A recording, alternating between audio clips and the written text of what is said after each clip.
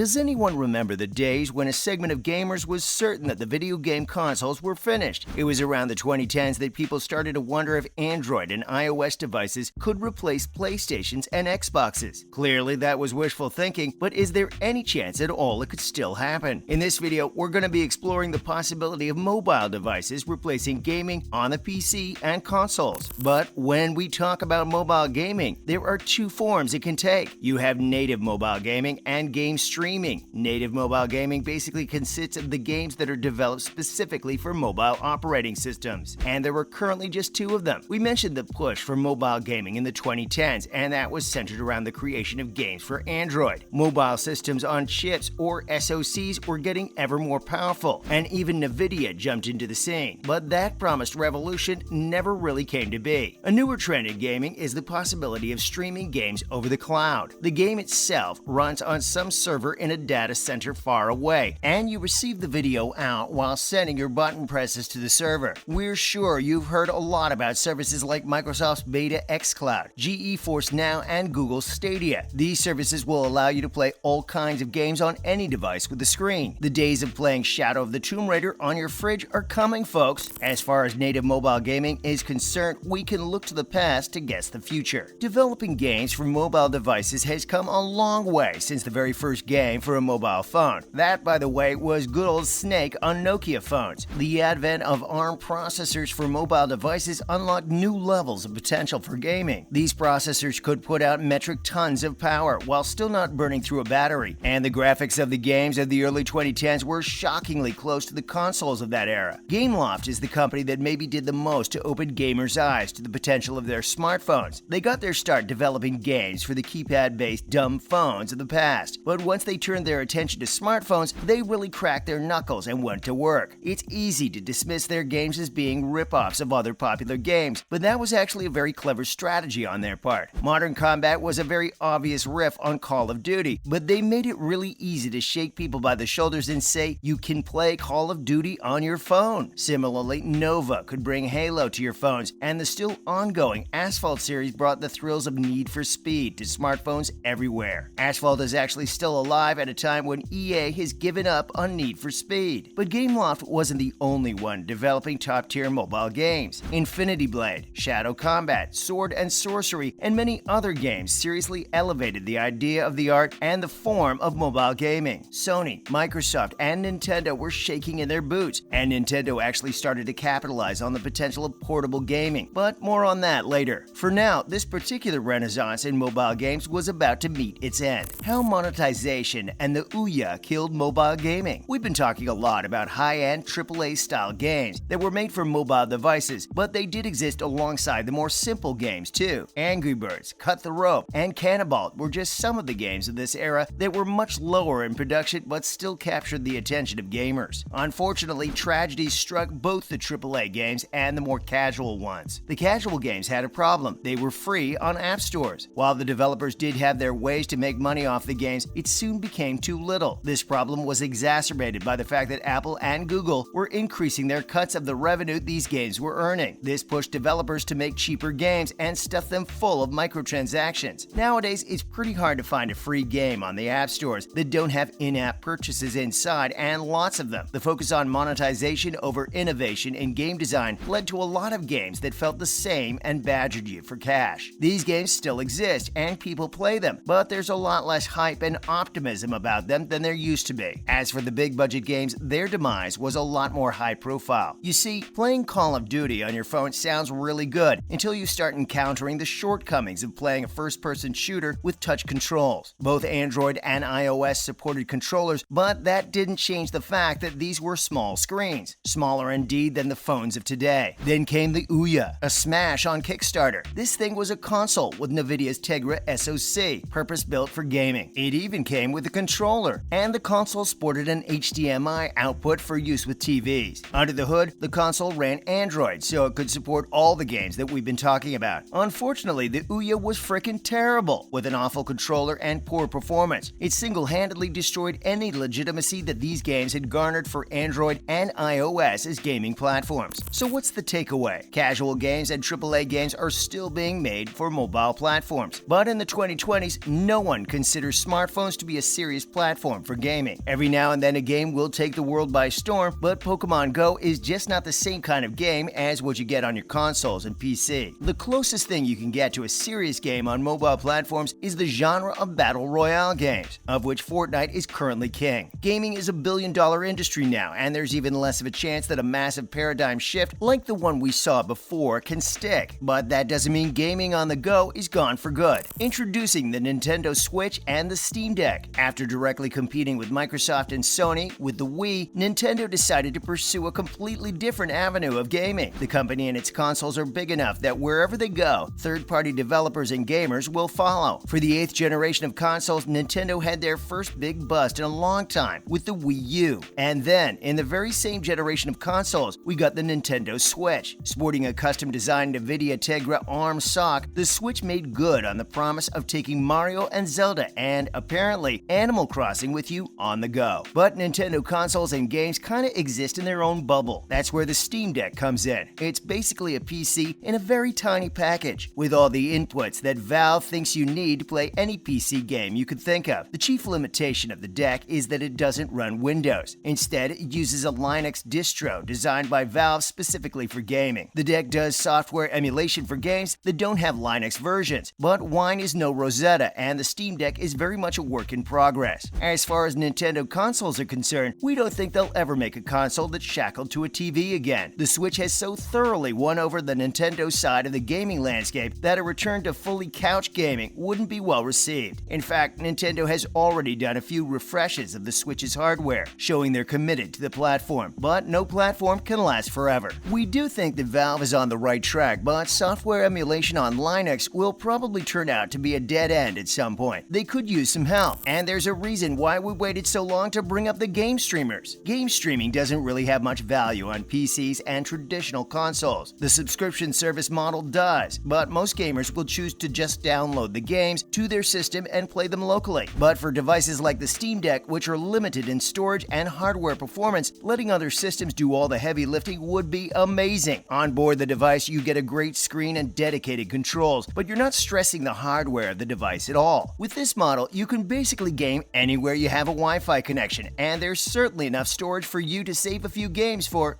emergencies. While Google Stadia is on the ropes right now, GeForce Now and xCloud are poised to be the masters of a whole new business model in gaming. And when it comes to gaming on the go, the Nintendo Switch and Steam Deck are our first glimpses of that future. But that's just how we're reading the tea leaves. Let us know in the comments section below what you think mobile gaming is going to look like. Or perhaps you don't think mobile gaming can ever be a serious thing at all. But whatever you do, don't switch off your system without liking, sharing, and subscribing.